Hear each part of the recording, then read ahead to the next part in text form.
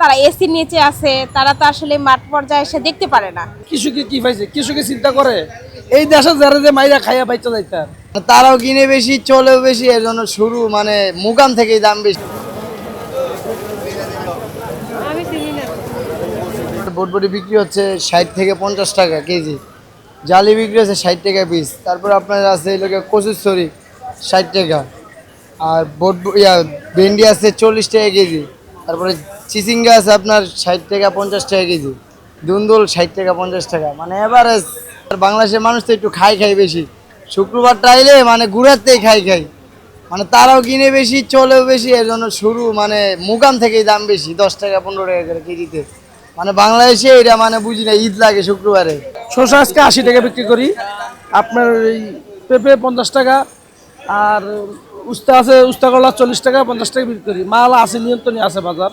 ভেন্ডি 40 টাকা, পটল 40 টাকা, পেঁপে 50 টাকা, আপনার এই কাঁকড়া 80 টাকা, এই দাম আছে, নিয়ন্ত্রণ আছে। এই সপ্তাহে কই দাম বেশি ভাই? গত সপ্তাহে এই দামই ছিল 40 টাকা 50 টাকা। কৃষকে কি পাইছে, কৃষকে চিন্তা করে এই দেশে যারা যে মাইরা খাইয়া পাইতে যাইতার। মিনিকেট আগে ঈদের আগে আমরা বিক্রি করছি 62 থেকে 65 টাকা, সেটা এখন চলে গেছে 70 থেকে 72 টাকা। আটাশ আসছিল 50 52, সেই আটাশ এখন 54 55 56 এরকম। এভাবে প্রত্যেকটা চাউলের দামে বেড়ে গেছে। নাজির চালের দামও বাড়তি। নাজির এলসি বন্দি হয়ে যাওয়ার পরে নাজির চাল অনেক দাম বেড়ে গেছে, পার কেজিতে 5-6 টাকা নাজিরও বেড়ে গেছে। আগে এলসি চালটা আসছিল, ওটার দামটা একটু কম ছিল তখন।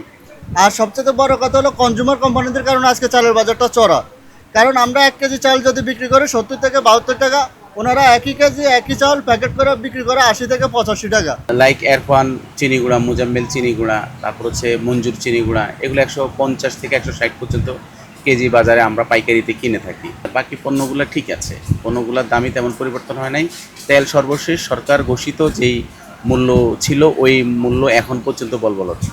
দ্রব্যমূল্যের দাম একটু ঊর্ধ্বগতি সবসময় চলে, আস্তে আস্তে দিন যাচ্ছে আর দাম বাড়ছে। আমাদের যে আয় ওই অনুযায়ী ব্যয়টা বেশি, এই জন্য আগে যেরকম একটু কমের মধ্যে পাওয়া যেত, এখন একটু রেটটা বেশি। এলাকার মধ্যে যারা করে তারা বিক্রি করতে পারতেছে না, কিন্তু ঢাকায় নিয়ে আসতে তো পরিবহন খরচ, ওই পরিবহন খরচ দিয়ে ঢাকায় আসতে আসতে তাদের দাম 1 টাকাটা 5 টাকা হচ্ছে। এরা তো বসে বসে বলবে, এরা তো ঠান্ডার মধ্যে বসে আর কথা বলে, আসলে বাজারে এসে তারপর দেখতে হবে। এখন অবশ্য মানে স্বস্তির কোনো ব্যাপার নাই, সবগুলোই অস্বস্তির ব্যাপার। যে সকল জিনিস আগে অনেক কম দাম ছিল সেগুলো এখন যথেষ্ট বেশি দাম।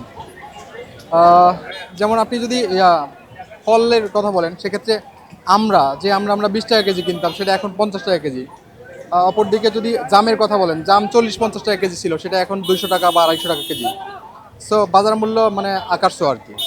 তারা এসির নিচে আছে, তারা তো আসলে মাঠ পর্যায়ে এসে দেখতে পারে না, এবং কি দেখতেছেও না।